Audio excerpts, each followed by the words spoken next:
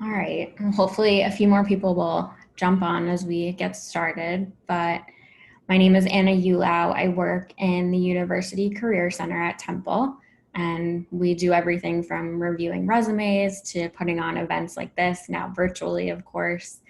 Um, and as a recent alum, you actually have complete access to Career Center services for a full year after you graduate. So definitely recommend being in touch with us if you're still job searching or have any questions. We use Handshake as the platform to post opportunities, and it's temple.joinhandshake.com. So definitely recommend using that. And you can also book appointments on there. And we actually have a new package this month. It's called 321 Job Launch. So if you select that as the appointment type, you'll actually get 3 exclusive appointments with one career coach. So you can talk about your resume, a specific job that you would like to be applying for, anything that would be helpful in your search. And I want to thank you all for coming today in July, middle of the summer. We usually don't hold too many events, but with this climate, we definitely felt like this was something that was important. And I want to thank our panelists, especially so Kate Cassidy, Whitney Harris, and Jonathan Todd. Thank you so much for being here today as 2008 alum. And then I also want to thank Lydia Brewer, who's a recent 2020 alum, and she'll be our moderator today. So I'm going to turn it over to you, Lydia, and thanks again. Awesome. Thank you so much, Anna, for this opportunity. And like Anna said, I want to thank everybody else for coming out. I know as a recent alum, I kind of have no idea what's going on or what I'm going to be doing in these next couple months. So opportunities like this are really helpful for all of us. And I'm really excited to be able to be a part of it. And I'm hoping we're going to have a lot of good conversations today. So first, I want to start off with some introductions. So I'm going to start with you, Kate. If you could just introduce yourself, about your education at Temple, what you're doing currently, and just anything else you want to say. Sure. Hi, all. My name is Kate Cassidy. I graduated from Klein in 2008 with a degree in journalism. I knew I didn't want to be a journalist probably by my junior year. So when I graduated, I just played up all of the other skills that I learned in that degree, which led me to a job in marketing, then publishing, then event production, then to a local technology startup. And now I'm at my current role at the Blackstone Launchpad, which a quick plug, we help Temple students and alumni who are interested in starting sort of their own ventures. So if you feel like you might want to do a little bit of something on the side and have your own business, feel free to get in touch with me and we can talk about that. Awesome. Thank you so much, Kate. And Anna put it in the chat too, but I forgot to say, if there are any questions after we do the intros, if you guys have any questions that come up during the conversations, you're more than welcome to put them in the chat. I will try and keep monitoring it, but if not, Anna will probably see it and then we'll get to your questions. Definitely. Okay. Next, Jonathan.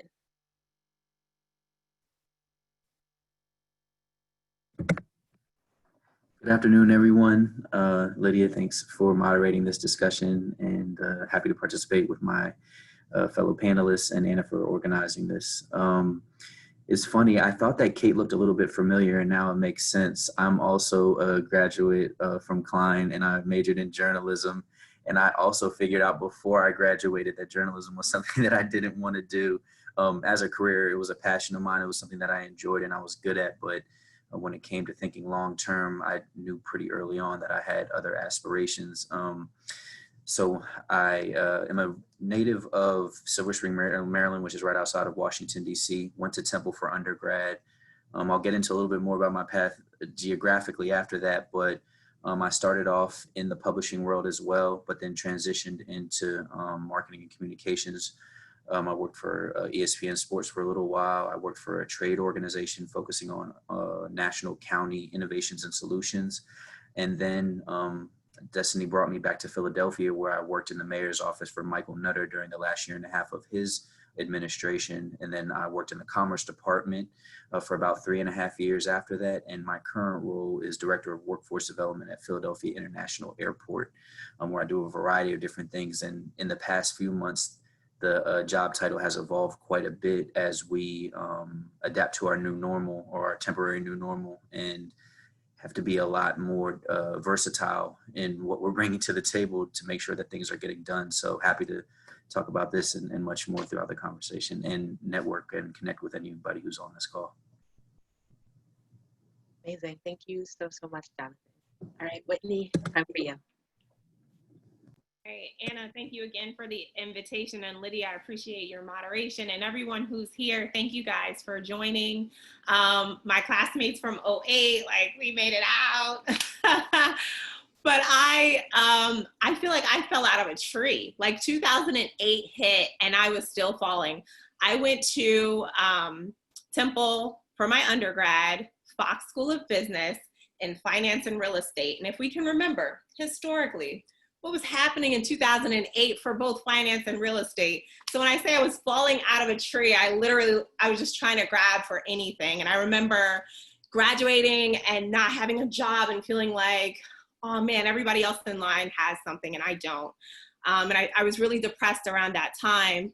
But I actually went back to where I did my internship and I conveyed my feelings, and they encouraged me to start working in the credit union. So I actually started my my career path in the credit union, working in business development. And I have an extensive amount of experience in sales. My sales career put me into position with a company that sold human resources products. And there I was like, you know what? I don't like getting rejected as much. I want to reject people for a living. So I transitioned and went into human resources. That's where I've been ever since. I'm currently the head of HR for a private school here in the area. And I don't reject people. I have certainly grown to find ways to tell people yes, but I really do enjoy being able to keep up with all the laws and regulations. COVID-19 is incredibly stressful, but the growth that I'm sure it's given all of us, it's just phenomenal. I feel like I've gotten 5 extra years of experience just dealing with bringing people back to work in an environment where they may or may not feel safe. Working with internal as well as external partners, it's just been crazy. So I'm sure there will be more questions to come, but that's a brief overview of who I am and where I am now. Amazing. Thank you so much to all 3 of you again for being here, and to Anna for organizing this entire thing. So I'm going to get started with a couple questions. I'm going to have some of my own that I think of as we're talking, and the same for everybody else. If you have questions, just throw them into the chat. But my first question for you guys is if you could share a bit about your experience applying to jobs and finding employment right after you graduated.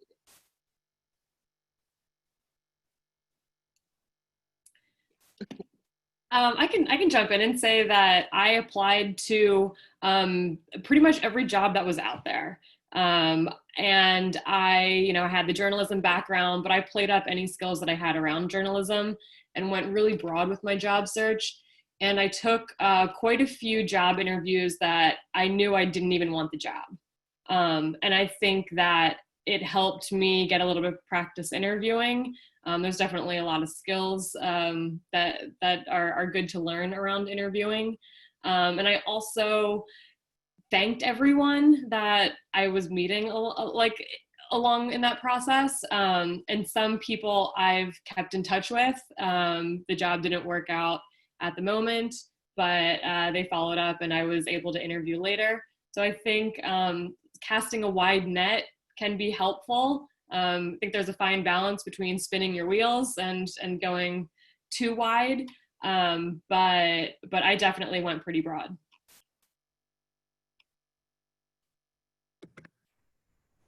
I can jump in. So definitely echo a lot of the things that Kate said. Absolutely cast a wide net. When I graduated, I was considering staying in Philly. I was looking at places pretty much up and down the Northeast corridor. And one thing that I was really thoughtful about was reaching out to not only professional or college or educational connections, but also to friends and family. And I was also mindful about doing it in a respectful and professional way, and not to just be like, hey, uncle whoever or friend of the family, can you hook me up with a job? It's more so like, I'm a recent graduate. I'd love to talk with you or grab coffee and talk a little bit about what I'd like to do out of college.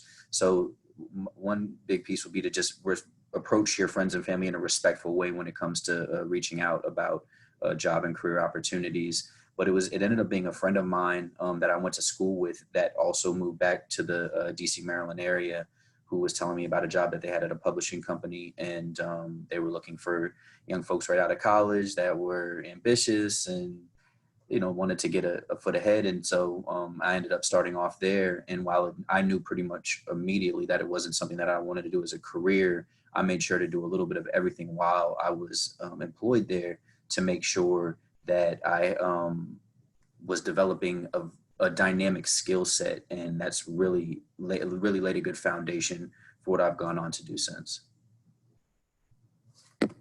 And I'll wrap up here. Kate, you made an excellent point about the fact that you took a lot of interviews. And I think although Temple offers a very strong program to get you prepared for that hot seat, taking on interviews even for roles that you're not interested in gives you the practice for when the interview shows up. You'll be ready for it. And I love Jonathan's point about asking friends and family, because the truth of the matter is by the time you get in front of that HR manager or that hiring manager, they really, yeah, there's what's on the paper, but they kind of want the other information about you. So oftentimes your network is your net worth. I'm not going to do that all day, but either way, the people that you know will help get you into the companies that you want to work for, and you want to work for companies that have people that you jive with. So back in 2008, if I had known this information, I would have done this, but we have LinkedIn now. So if there's a company that you want to work for, you can backtrack to, well, how do I get in touch with such and such, and use the people that you know to make the introduction so that you can say, before you even apply, can I have an informal interview with somebody to learn more about the company, showing that you're interested. And then when you present yourself, show that you're already doing things that are very similar to the role, and make the employer feel that they want to be a part of your show, as opposed to the old way of interviewing where you come in begging to be a part of another business's show, if that makes sense. Yeah, I really agree with all of the things that you said. I think something that I've really learned in my last couple semesters at Temple is just how important it is to network. And even if it's not with the intention of working in that specific position or that specific industry, it's just nice to be able to talk to people who are ahead of you and who have gone through a lot of these things beforehand too. So I've always tried to, I tell people that all the time too. I was like, network, network, network. Even if you don't think it will help you, it may come back in the long run and be something that you're happy that you did. So yeah, I definitely always tell people that. Can I add one thing on the network? Not that we should be like promoting workarounds, but I love a hack. Writing a resume is really hard, right? But writing a cover letter to me is like painful. I found that when you apply to a job somewhere where you know someone, you don't always have to write the cover letter. So they already know you, so you can cut out that one really painful step potentially. Don't look me up and get back to anybody that I've worked for. But the truth of the matter is we get so many resumes. If you're going to tell me that such and such, you know them personally, and here's their resume, that's like one less thing I have to do. So that's a good point. But Temple's here, and I'm like, we should trust the process. They will certainly set you up with the proper formatting and everything. And that does go a long way too, because if you don't land the resume when someone else in the HR department is looking at it, or maybe even someone outside of the HR department, that could tank your opportunity as well. So network and get it right the first time with your resume and your cover letter. And just to hammer home the networking piece, after including my first job, I can't really recall another position that I've had where there wasn't some type of connectivity prior, and it wasn't just a blind, monster.com career builder, just send it in and hope. And sometimes it was by accident, but sometimes, to Kate's point, making a good first impression when you're having those interviews that may not lead anywhere, but then they'll remember you later on, or they'll mention you to a colleague or a friend who's in a different space. You just never know where that connection will lead you. And hopefully there'll be a part later on where I can kind of talk a little bit more about that, because that's what's brought me back to Philadelphia. So for sure, networking all day. Thank you. I see in the chat, Parag asked if you all considered grad school to get more time before thinking about the job market. And that's actually something I've thought about a lot recently too. I was like, well, I like being in school and I don't want to pay my debt. So if I just keep going to school, then I can keep putting it off. But I don't know if that, Kate, you said that wasn't your experience, but I don't know if either Jonathan or Whitney had that experience or.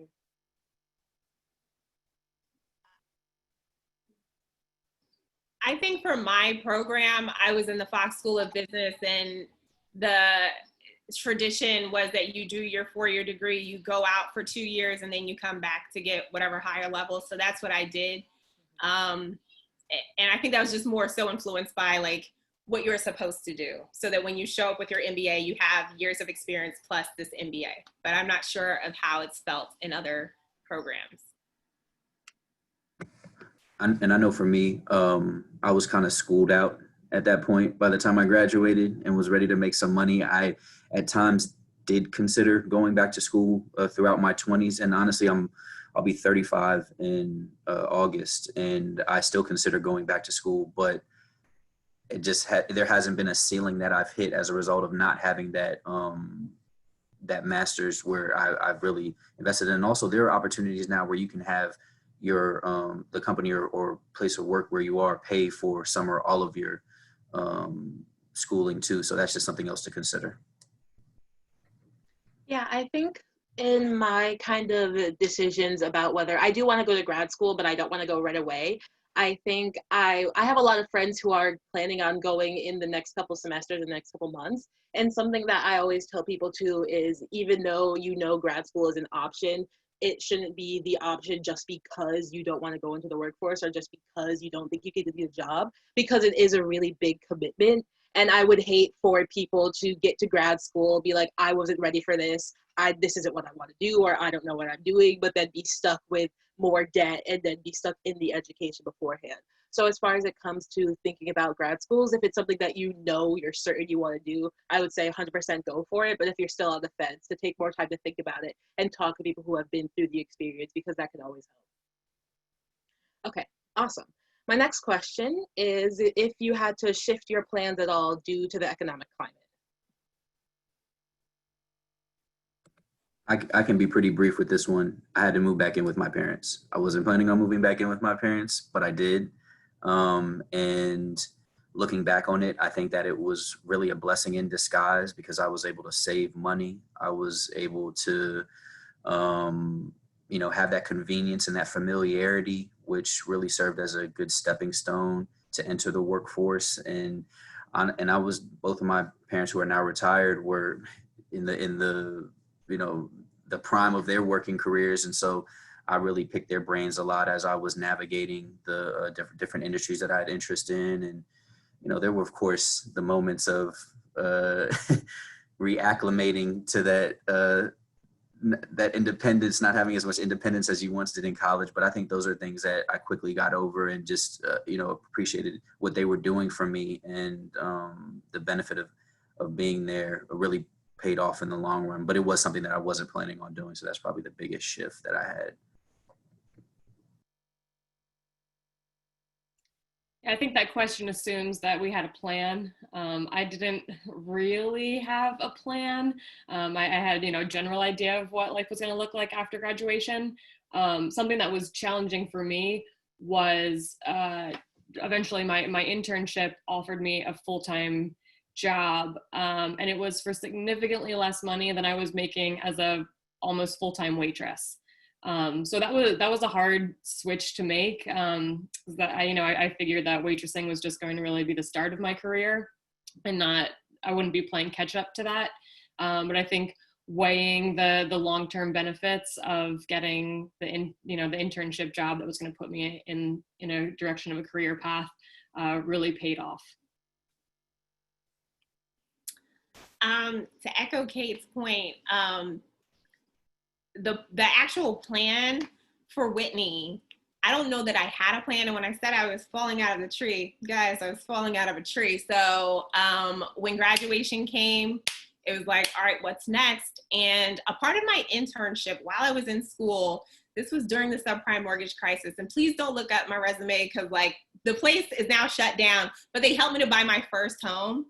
and they inflated my income so that it looked like I was making full-time dollars. So I was working part-time at a hotel. And thankfully, my boyfriend, now husband, was with me to help pay the difference. So graduating with no job, owning a house, still kind of working at the hotel, and then, getting the insight and the connection to work at the credit union. It's just been a constant, well, until things leveled off, trying to find that job that was promised to me by my professors, where I was going to be the second to the CEO and make all this money. That did not become a reality for me. But I think that just the maturity that comes with understanding, like, you have to carry the bag when you come into an organization, really trying to ascertain, like, what do I really want to do? I remember me, my husband, we talked about it, like, what really makes you happy? Do you like what you're doing? And I think later on in life, making that switch to HR is a result of that. But even going into finance and real estate, it's because my mom said you have to go to college because you can't stay here. And then when I went to school, she moved with my dad down to North Carolina. So there was no home to go back to. They sold their house, they're gone.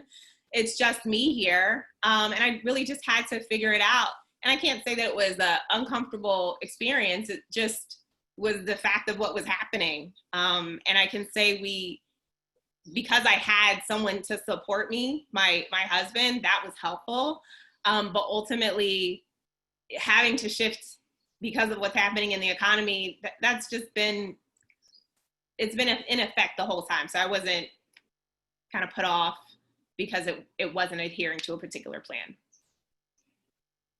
Yeah, I completely understand that. And I think now for a lot of grads, even if we did have a plan, like you guys kind of said, it's just not really sustainable at this point because everything is so uncertain and so just changing every single second.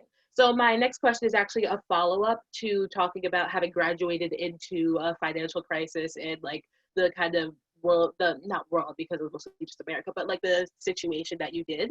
So I want to ask about how you coped with the mental and emotional distress that may have come from graduating into a time that was so uncertain.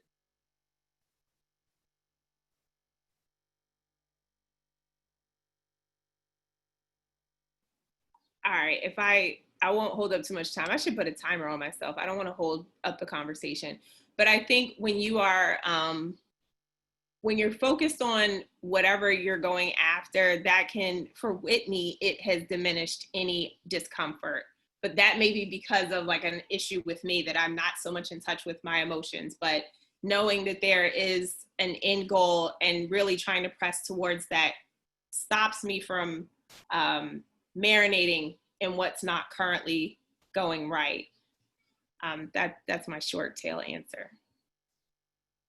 Oh, get a therapist. Can I go to therapy? There's no problem. Whitney has a therapist. Somebody, it could be your friend, but a therapist is trained to understand the nuances that's going on with you. There's nothing wrong with having someone who is professionally prepared to assist you through your emotional ups and downs.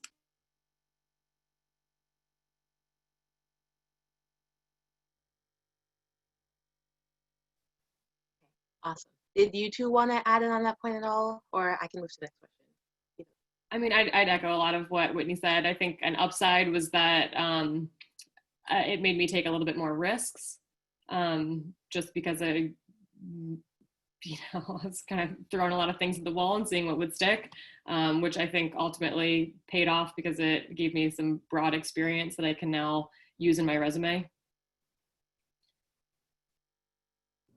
Yeah, and I'd echo what Kate and Whitney said. I think that you really have to have a level of kind of just going for it, and it also kind of coincides with the question that Chris asked, which I was just looking at in the chat, where I felt like I had developed enough skills at that point and kind of had just had the confidence where I knew that even if it wasn't the job that I envisioned, setting a foundation for my long-term goals, which to Kate's point about earlier, I didn't necessarily have a plan.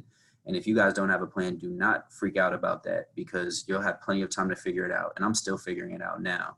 And I think that's one of the good things about the world that we live in is that there are so many different opportunities that you can leverage skills that you built and have the opportunity to transition and change. But I think that just kind of shifting to Chris's question, that you can get a job, and the first job that I had has really nothing to do with what I'm currently doing, but there's a skill here and there that's led to me being effective at what I'm doing now.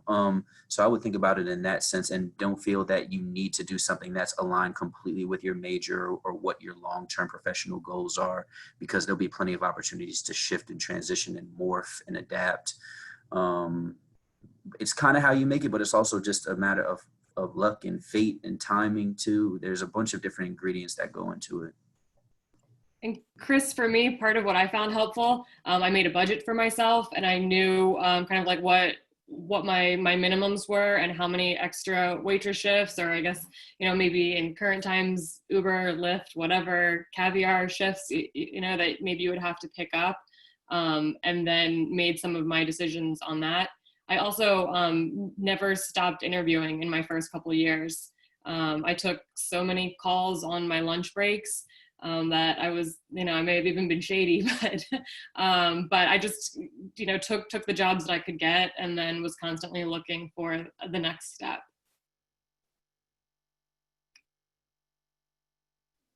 I'm gonna also throw this out there as well.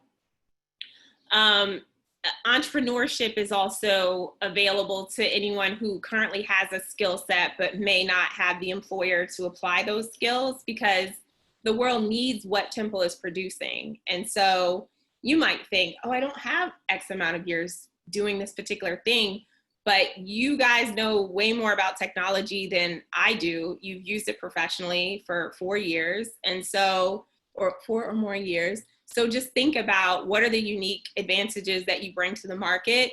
LLC yourself, put yourself out there as a consultant, network your butt off, get clients. And when you meet that employer that has the perfect job for what you want to do, you can say, well, I've spent X amount of time doing these things for these particular clients, and that's why I'm most qualified for this particular role. You can keep that hustle open for when times are hard. I think Kate and Whitney both made good points about hustling, having a full-time job and a part-time job, looking at that next job looking for the next job while you're currently employed. These are all things that, you have the opportunity to do when you're fresh out of college. You're young, you have energy, you have the whole world out in front of you. Not to say that we're old, but but you have that ability to work a 9 to 5 and then maybe work a part-time on the weekends, and then do interviews when you have a day off, and do all of these different things to make sure that, you're just staying active and staying out there. Because the job that I had fresh out of college, I was also doing part-time work with ESPN radio, and that led to a full-time job there based on what I was doing at the time in a part-time capacity. And then I got to build and grow on, build on that, and ended up having a great couple years there in a full-time role.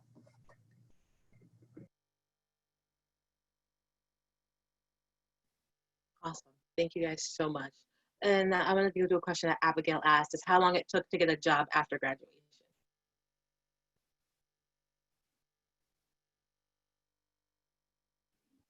I would say it's to get a job. Like, I had my job, and then I had a job that was in my career field. But my dream job, the place that I probably put when I was 22 years old in my diary that I wanted to work, I've interviewed with them within the past, I'd say, year. So I'm almost 35, Jonathan. I turned 35 in September. But, thinking about where I wanted to be when I was 22, this dream job working in these particular ways hasn't come until now. And I don't know if that's a result of my own hustle or the economy, but the facts are like, yeah, I got a job in 6 months. But what I actually wanted has not come around until now-ish. So yeah.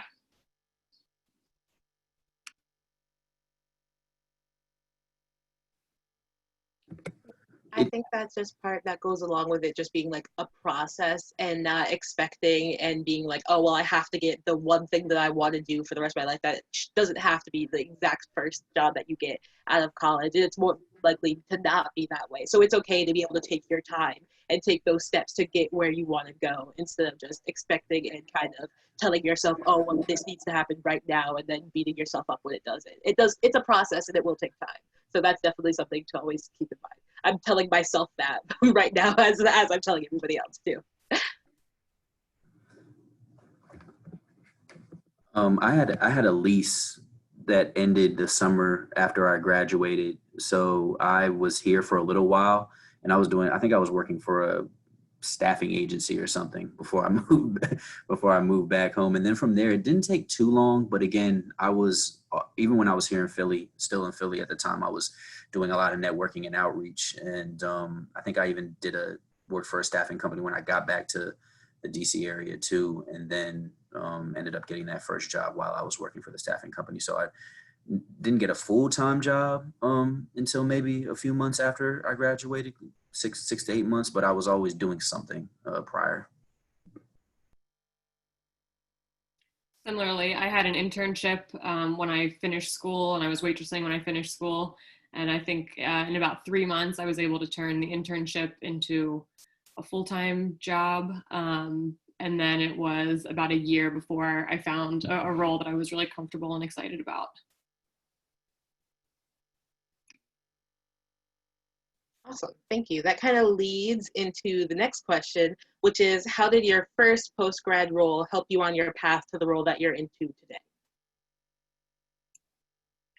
I can say people were laid off all around me, and eventually I was laid off too. How that affects me long term, I guess there's a debate on that, but I was able to pick up a lot of slack, and I was able to use a lot of the skills that I had learned in school and kind of jump into different roles and raise my hand and volunteer for a lot of different things within the office. I got a ton of different experience and developed a reputation as kind of a team player. And I'm grateful for a lot of those skills. And I think that's what kind of took me from marketing into publishing and then into event production, was just sort of raising my hand and being able to step up and fill roles that quite literally weren't there.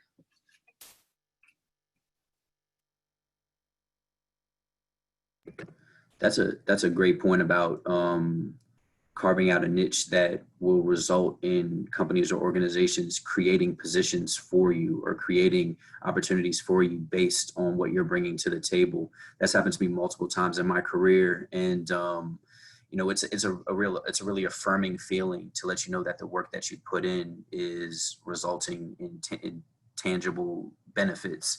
I would say one of the biggest things, and we've touched on this throughout the conversation, is that it won't really be a puzzle piece fit necessarily is what it taught me when it comes to what my interests are and what the role is. But I went in there thinking I was going to just be a writer and an editor. I ended up doing sales and marketing, which while I think I did pretty well at it. I knew it wasn't something that I wanted to do, but it did help me identify that just communicating and building rapport and understanding consumers and businesses' needs were something that I was pretty effective at. So then when I went on to some other roles, it helped build on that foundation. So just know that what you do when you get out of school, don't underappreciate it or undersell it when it comes to that next opportunity, and really try to take a step back and reflect on all the things that you've done, because you'll be like, wow, that was pretty impactful. And just don't ever sell yourself short when it comes to what you're doing in your respective role. And my classmates speak my mind in that, that year, 2008, everybody was trying to get something, even folks who had years of tenure. And so, showing up with some school experience wasn't enough. So I think we all had to quickly learn how to sell ourselves. And then once we got into the company, branding ourselves amongst people who matter without brown-nosing the leadership, but really trying to make meaningful relationships and connections throughout the company so that as opportunities presented themselves, people could advocate for your growth within the company. I will also say for that first credit union that I worked for, that's exactly what I did. I came in at the call center. I moved out to the branches. I moved up into business development. I moved out to work with the Pennsylvania Credit Union Association. It's not because Whitney's really good at understanding this stuff. Yes, I'm pretty smart, but it was the relationships and being genuine with people that I think helps to elevate things. And honestly established the network that I call on today that helped me get me where I am right now. So I think if I could summarize all of that, would be about coming in willing to take on the additional tasks, knowing that you're branding yourself and creating meaningful relationships, no matter where you work at or whatever you do. Awesome, thank you again. Okay, the next question I have is, what are some of the best resources you found that may be helpful for today's recent grads? I'm gonna sit here and take notes as you guys answer the question.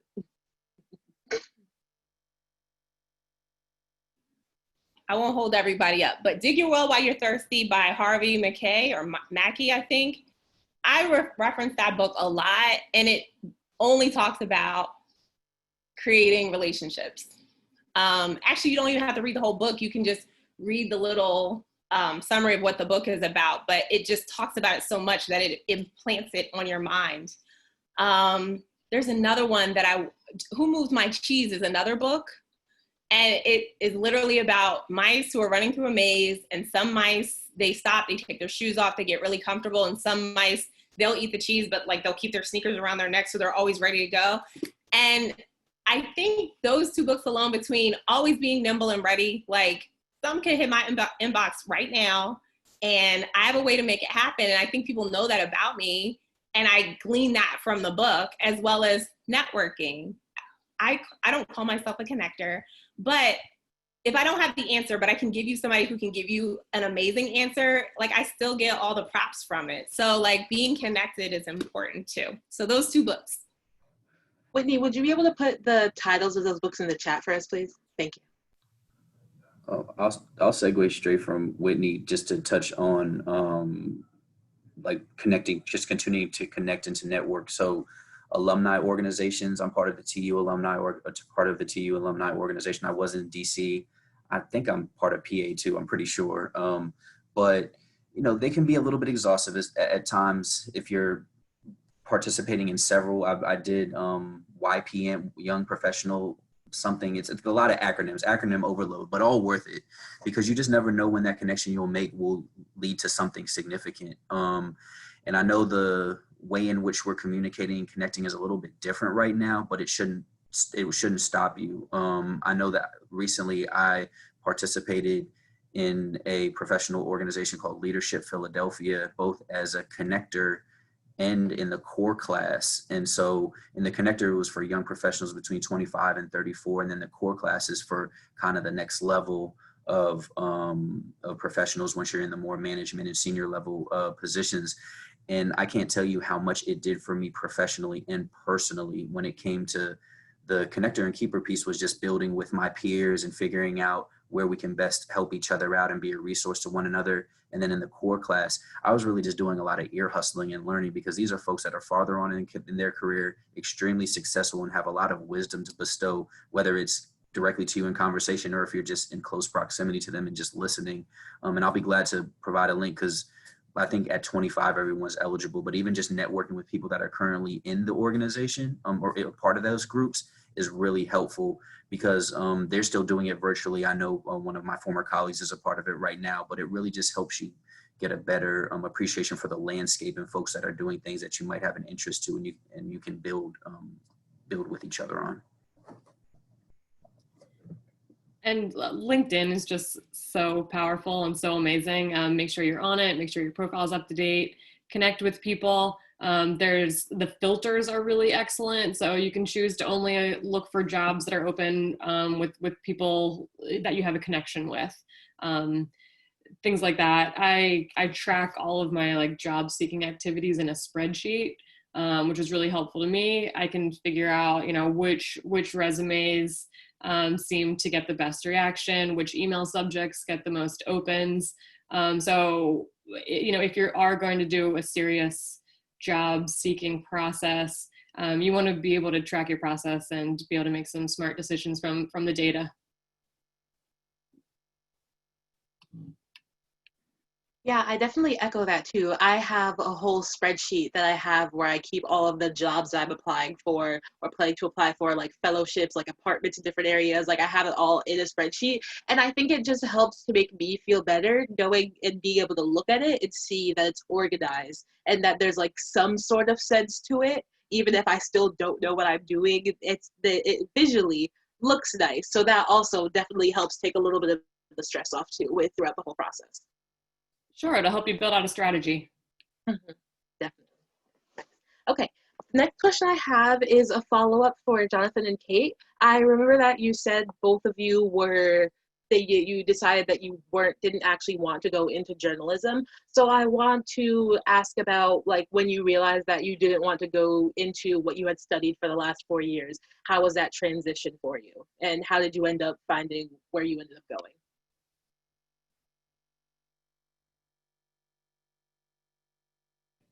I think the reason that I liked journalism so much was because I really enjoyed writing. So I just looked for roles that were going to be writing heavy, and used that as a way to get my foot in the door. I don't remember it being like a major decision. I'm sure if I switched from bio to journalism, maybe my parents would have had something to say about that. But I remember it being like a clear next step for me. And also, this was at a time when there was a pretty significant shift from print to digital and online journalism. And not to say that I was, unsavvy when it came to utilizing technology, but really for half of the curriculum that I got, it was one focus, and then it shifted pretty quickly. And it gave me a new appreciation for like, oh, well, things might shift again, and I don't want to be left in the industry of yesteryear. So to Kate's point, I really enjoyed writing. I liked doing it, but I also realized that when it came to long-term viability, I needed to start thinking broader and more wide-ranging when it came to what was out there. And that's kind of directed me throughout my career, when it's just like, how can I be bring as much versatility to the table, and how dynamic of a professional can I be? Right now in the work that we're doing, the aviation industry has been pummeled by COVID-19. And so it's resulted in a lot of my primary focuses being put on hold. And it's more so, how do we recover?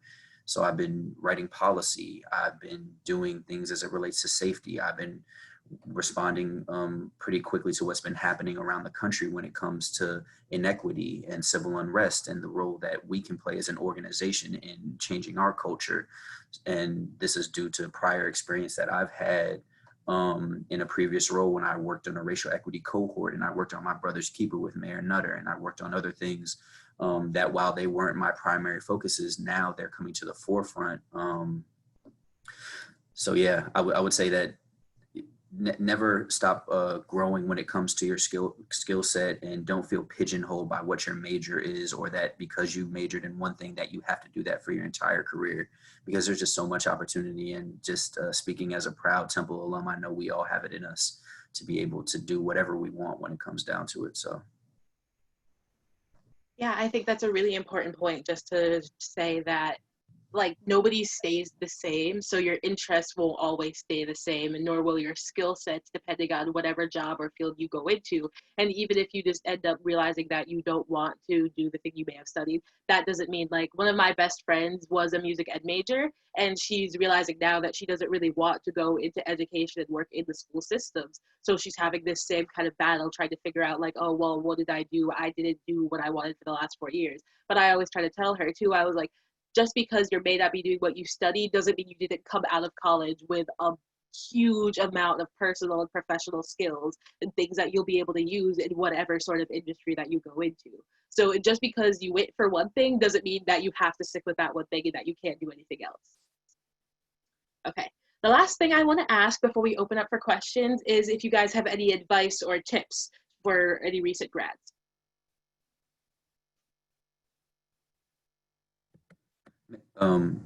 Good first impressions, regardless of who it is, who you're connecting with. It could be the CEO, it could be an entry level professional. It could be a family member, it could be a friend. I mentioned earlier on that my path brought me back to Philadelphia. I could have never foreseen that happening when I was a recent graduate. And, my girlfriend at the time and now wife had moved there. So I was already moved to Philly. So I was already thinking about ways to get closer. I cast a very wide net. I was at an organization at the time that I knew I didn't want to be it wasn't going to be a long-term stay. And so I started reaching out to folks that I had met throughout my professional career to that point. And there just happened to be somebody in DC that knew somebody in the mayor's office at the time and got my foot in the door. I took care of the rest. It resulted in the most incredible 1.5 year experience of my life, professionally and personally, and led me to where I am now. And these were things that I could never have envisioned when I was a recent grad. And it was all a result of a connection that I made that I didn't even really think of. I was reaching out to people. When they responded to me, I was like, oh yeah, I did reach out to that guy about the fact that I was looking to relocate. And sure enough, he was like, the guy that he connected with in Philly was like, man, he spoke really highly of you in reference to specific engage in a specific conversation that we had that really led him to give me that sort of that good talk. So just never underestimate the impact that you can have when you're networking and who you're connecting with, and make sure you put your best foot forward, because it could lead to some of the best experiences in your professional career. I just want to touch on that really quickly too, that a lot of situations you may not even realize that you're networking, or that it's something that can end up being a sort of professional opportunity in the long run. So just always being able to like have that smile or put the best foot forward, even if you don't have it with the intention of it turning into a career opportunity later on. Okay. If Kate or Whitney wanted to jump in too. Yeah, I mean, I think the remote environment actually opens up a lot of opportunities. So your job search is now national or global. That can be exciting. And a lot of industries are taking a hit, but there's also a lot of companies that are in a huge growth mode. So just targeting them, and also kind of paying attention to stimulus perks that might come up. I mean, who knows what's going to happen? But in 2008, there were a handful of perks that came out. I was able to buy a house with pretty much no money down because of some of the perks that were released in 2008. So keeping your ear to ground and make sure that you're taking advantage of everything that you possibly can. And am I unmuted? Sorry. You guys can hear me, right? Okay, thank you.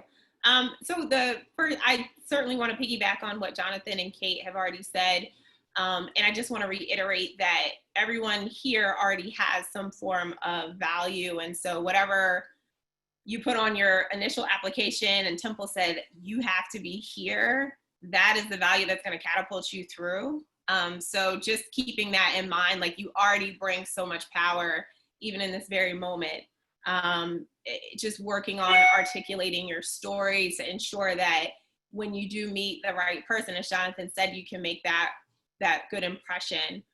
So being able to tell your story is very important, but also knowing how to shift your story in a non-obnoxious way so that it can still open doors for you and get you in touch with the people that can help connect you with whatever path you're trying to go down. And then another thing that I'd like to say is, I don't know if the folks on this call all know each other, but just going to Temple alone creates this huge network. And so if you think about that person that you sit next to in one of your classes, you see them all the time. When I say networking, I am not talking about call Comcast and ask to speak with the CEO. I'm talking about, like, if you eat lunch by yourself, make sure you're talking to everybody that you are comfortable with, because you might see them again as an adult and be like, oh my gosh, well, what happened to your hair? Like, these people are your cohort. Like, they went to Temple University, and that in and of itself has power. So I'll leave it there. Okay, awesome. Thank you all so much. Thank you to our 3 panelists. I want to say thank you to everybody for coming and for joining us. We have a little bit of time. If anybody wants to ask any question, you can just unmute yourself and ask a question, but I also do want to bring everyone's attention to the chat. There have been a couple links that have been posted for like the Wellness Resource Center, or Callie posted the links for the Career Center itself, and then Jonathan posted about the different organizations that he was talking about. So there are a lot of links. Oh, and then the books Whitney was talking about as well. There's a lot of stuff in the chat too. So everybody just take a look before you pop out. But if there aren't any questions, I will turn it back over to Anna.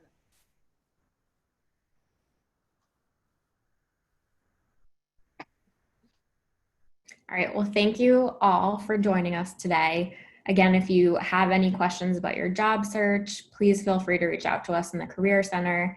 And thank you to the panelists, Kate, Jonathan, and Whitney, so much for taking time from your days to be here and talk to our recent grads. Absolutely. Good luck to everyone. My pleasure. You all. Best of luck to everybody. And feel free to reach out if you have, I'll share my email as well. And feel free to shoot me a note afterwards. Thank you.